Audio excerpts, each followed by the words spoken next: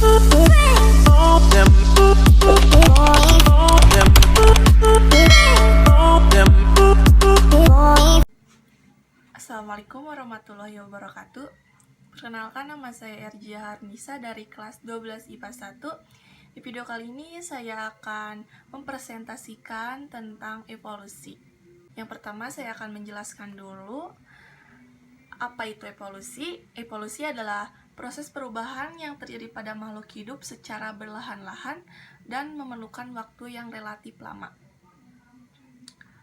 Asal-usul kehidupan. Yang ke-1, teori abiogenesis. Teori abiogenesis menjelaskan bahwa makhluk hidup berasal dari benda mati, atau dengan kata lain, makhluk hidup ada dengan sendirinya. Yang kedua, teori biogenesis.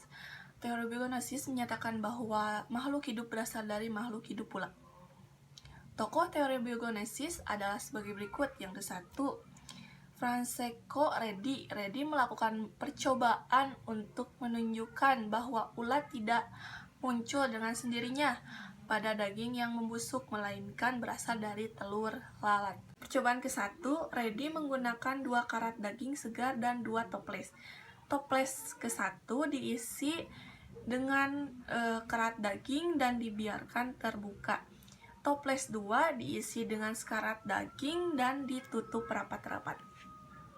Berdasarkan percobaan ke-1 yang telah dilakukan, Redi menyimpulkan bahwa larva bukan berasal dari daging yang membusuk, tetapi berasal dari lalat yang masuk kemudian bertelur pada keratan daging dan telur tersebut menetes menjadi larva.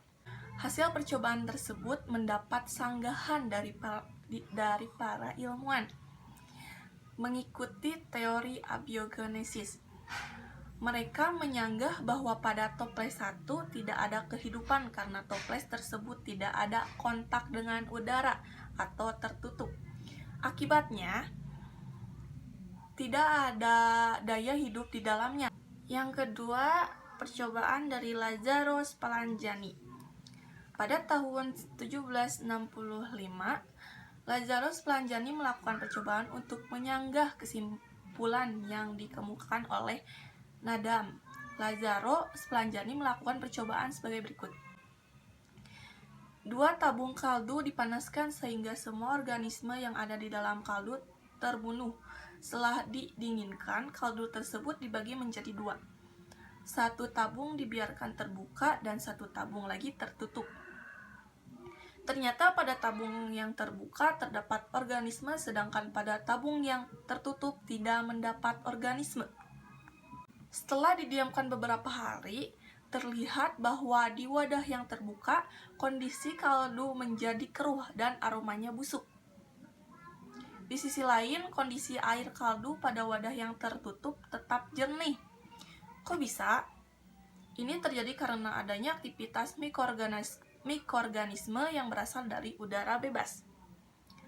Lazzaro Spallanzani membuktikan bahwa organisme tidak lahir dari benda mati atau air kaldu, melainkan dari makhluk hidup lain. Selanjutnya kita langsung aja ke teori evaluasi kimia. Teori ini menyatakan bahwa kehidupan berasal dari terbentuknya senyawa-nyawa organik di atmosfer. Tabung tersebut dihubungkan dengan listrik 75.000 volt dan dilengkapi dengan 2 elektroda yang bertujuan untuk menghasilkan bunga api listrik sebagai pengganti halilintar. Setelah beberapa hari, terjadi perubahan warna pada penampungan dari rangkaian tabung kaca Miller. Perubahan warna tersebut disebabkan karena adanya asam amino. Asam amino adalah zat organik berbentuk protein. Hal ini membuktikan bahwa zat anorganik dapat membentuk setidaknya zat organik yang terdapat pada makhluk hidup. Lamarck berpendapat bahwa panjang leher jerapah terjadi karena aktivitas nenek moyang jerapah pada zaman dahulu. Dahulu leher jerapah tidak panjang, tetapi karena makanannya bedaunan pada pohon yang tinggi, jerapah menggapai-gapai hingga lehernya menjadi panjang. Sifat leher ini kemudian diwariskan kepada keturunannya, sehingga semua jerapah memiliki leher yang panjang. Sedangkan Darwin berpendapat bahwa panjang leher jerapah berbeda-beda karena adanya variasi dalam populasi jerapah. Pada populasi jerapah terdapat sebagian jerapah yang berleher lebih panjang dari yang lainnya. Ketika makanan jerapah tinggi, jerapah dengan leher pendek tidak dapat bertahan hidup dan akhirnya mati. Hal tersebut menyiksa jerapah dengan leher panjang yang masih dapat bertahan hidup dan menghasilkan keturunan jerapah yang berleher panjang. Selain Lamarck dan Darwin, Weismann juga berpendapat bahwa sifat leher panjang atau pendek pada jerapah dikendalikan oleh gen. Gen untuk leher panjang bersifat dominan, sedangkan gen untuk leher pendek adalah relatif. Karena jerapah berleher pendek tidak mampu beradaptasi dengan lingkungan, maka jerapah ini tidak dapat bertahan hidup sehingga mati. Sekian presentasi evaluasi manusia, kurang lebihnya mohon maaf.